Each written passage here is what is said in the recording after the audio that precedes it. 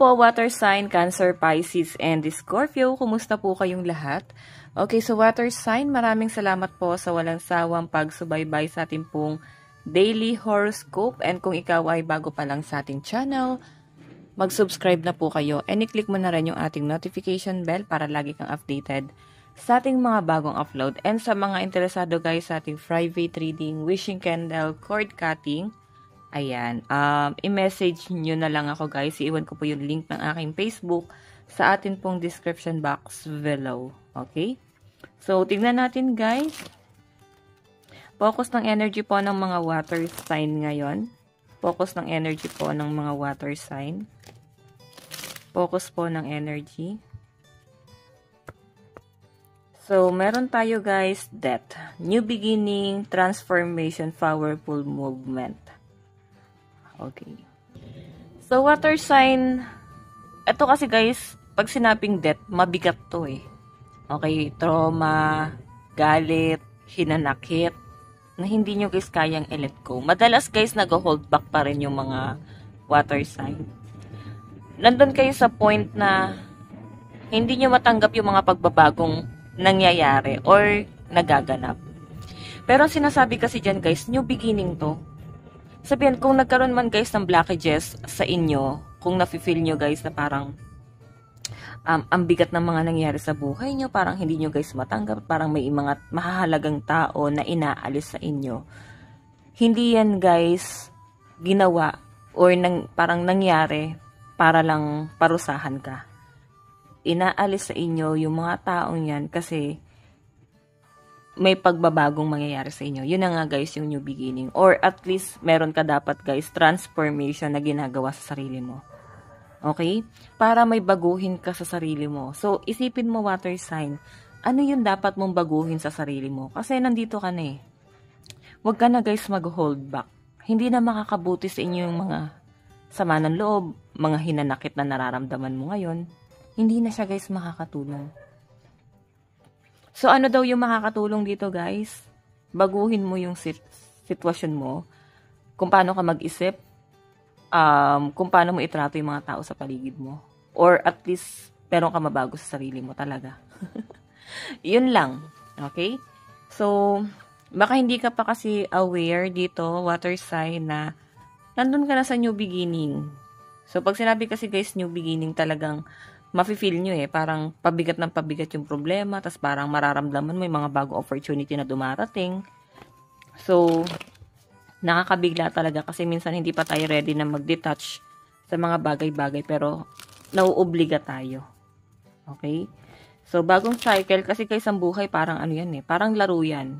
May stage 1, stage 2, stage 3. Ganun siya guys, okay? Pabigat ng pabigat, pero worth it pag nalampasan mo. Malaki yung reward.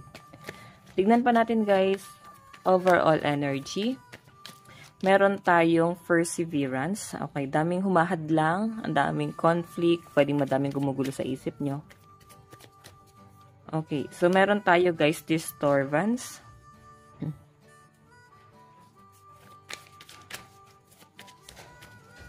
Meron tayong bully. Meron tayong stop.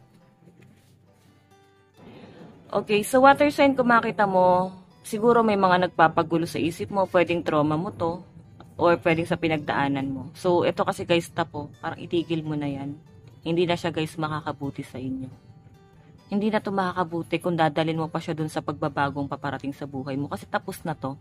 So, sabi kasi nila guys, yung mga na-experience natin sa past, ginagamit natin to bilang motivation or ito yung magpapatrigger sa atin para maging buo tayo bilang isang tao. Okay? Or kung ano tayo guys sa future. So, kung maging successful ka or mag-failed ka sa buhay, so, pwede kasi guys na maging kasalanan mo yon. Kung maging successful ka, so, kasalanan mo kasi tinignan mong isang motivation yung past, mga naranasan mo. Pero kung mag-fail ka, ibig sabihin, dinamdam mo masyado yung mga nangyari sa buhay mo at hindi mo na guys hinayaan na mag-improve ka pa. Okay, so guys, lucky number nyo 7, 57, 68, 12. Tignan pa natin. Tignan natin guys, overall energy.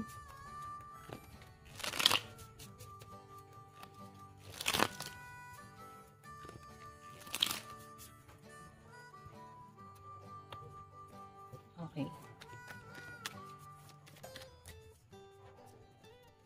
Judgment.